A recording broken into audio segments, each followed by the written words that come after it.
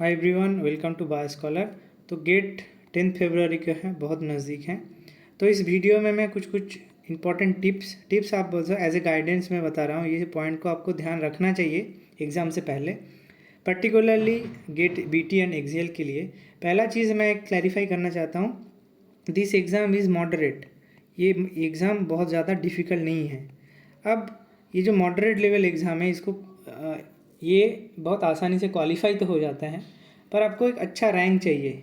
You need a good rank. अब good rank क्यों चाहिए और क्यों ये इम्पॉर्टेंट है ये एग्ज़ाम, पहले उस चीज़ को एक बार देख लेते हैं, जो बहुत लोग मिस आउट कर जाते हैं। पर्टिकुलरली सब लोग सोचते हैं कि CSIR एंड DBT ये सब जो एग्ज़ाम्स हैं, इससे ही खाली PhD मिलते हैं, इससे ही खाली एडमिशन मिलते हैं अच्छे अच्छे इंस्टीट्यूट जैसे IIT आइजर्स में। ऐसा नहीं है। तो मैंने यहाँ पे एक पॉइंट मेंशन किया, देखिए, why you should try to get a good rank in this GATE 2024। पहला जो बात है, you will get a MTech program. ये अब सब लोग जानते हैं, IITs में एंड यूनिवर्सिटीज़ में डायरेक्ट एडमिशन मिलता है on the basis of GATE score. Next point is PhD program. Several IITs, IISER and NISER ये ऑफर करते हैं आपका PhD program based on this GATE score. And अब टिपिकली जो चीज़ बहुत इंपॉर्टेंट होगा इस टाइम पे, कि आपको फोकस करना है रैंक के ऊपर। कितना अच्छा आप रैंक ला पाए।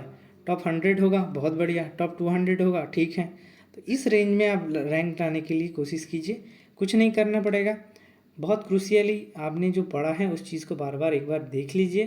केमिस्ट्री और उसके साथ साथ केमिस्ट्री और जनरल एप्टीट्यूड का कुछ पार्ट, अभी इस टाइम पे इंग्लिश, ये जो जनरल एप्टीट्यूड का पार्ट है, इंग्लिश पूछते हैं बहुत बेसिक, ये सब थोड़ा अगर देख लेते हैं, बहुत सारे यूट्यूब में फ्री कंटेंट है, आप उसको एक बार देख के जाइए।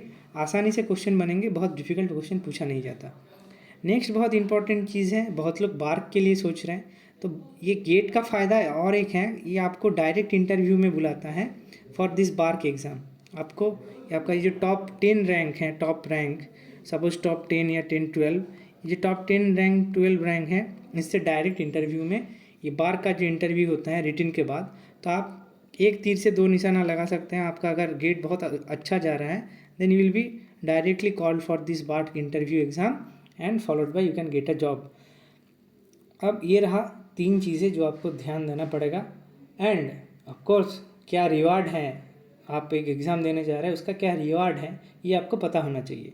सो this was my take from this side.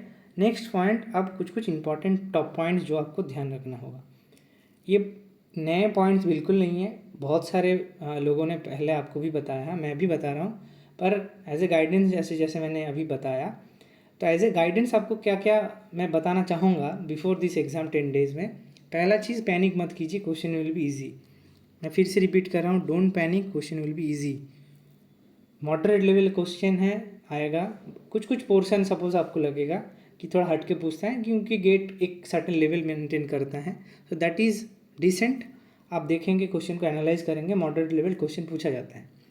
Next, अभी इस टाइम पे आपको क्या फोकस करना है, जो आपने इंपॉर्टेंट फार्मूलाज पढ़ा है, जैसे microwell kinetics, microwell growth equation, इससे तो बहुत आसान आसान क्वेश्चन बनते हैं। मैंने जो आपको बताया था, ये पॉइंट्स ध्यान रखने के लिए, जो इंपॉर्टेंट पॉइंट्स सब्जेक्ट वाइज बताया था, उसको एक बार क्रॉस चेक कर लीजिए एंड उसको एक बार बार बार लिख के right it down and practice is every day.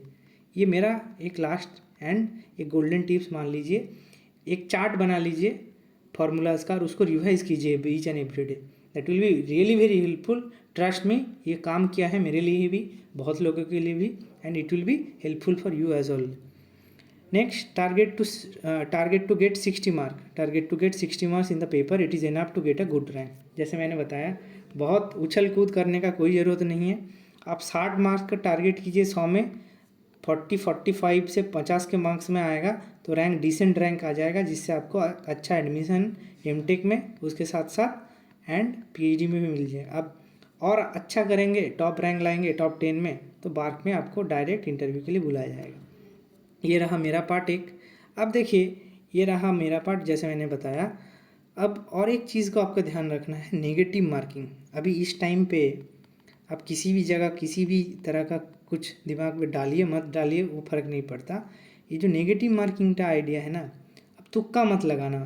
तुक्का बहुत बुरा है इस चीज़ मैटर में, गेट और जैम जैसे एग्ज़ाम्स के लिए, क्योंकि फट से आपका रैंक, सपोज आपने बिना तुक्का मारे 100 रैंक आ रहा था, आपको फट से 1-2 गलत होगा, 200 रैंक 300 रैंक पे आपका चला जाएगा rank. So don't do this mistakes. मैंने बहुत बार किया है मॉक टेस्ट के दौरान। अब try to give this as a attempt. आप जब क्रूशियली क्वेश्चन का एनालाइज कीजिए। अब जब एनालाइज कर लेंगे then try to do as less negative marking. सबसे कम जब नेगेटिव मार्किंग करेंगे that will be better for you. Next चीज़ जो बहुत लोग भूल जाते हैं उसको मैं एक बार याद दिला देता हूँ। Reach exam centre before the schedule time. और उसके साथ साथ जो फंडामेंटल चीज़ें हैं, जैसे एक आधार कार्ड होता है उसको लेके जाना पड़ता है, और एक है एडमिट कार्ड। ये 2 चीज़ बहुत लोग भूल जाते हैं, बहुत लोग पैनिक करते हैं। आराम से, इतने आराम से जाके बैठ जाइए, सीट दे दिया जाता है। वेरिफिकेशन होता है, तो वेरिफिकेशन में अगर बहुत बच्चे एक साथ चले जाते हैं तो टाइम लगता है। आप पहले जाके बैठ जाइए, go before hand and take your seat. That is few important point that are important and it is very important in this context. आपको सब कुछ पता है, मैं फिर से एक बार बता रहा हूँ। Last but not the list, I wish you very all the best. आप अच्छे से एग्ज़ाम्स दीजिए एंड उसके साथ साथ जो आपका अपकमिंग जो एग्ज़ाम्स हैं उसके लिए भी बहुत all the best and stay tune for more video. Thank you for watching. चलिए, थैंक यू।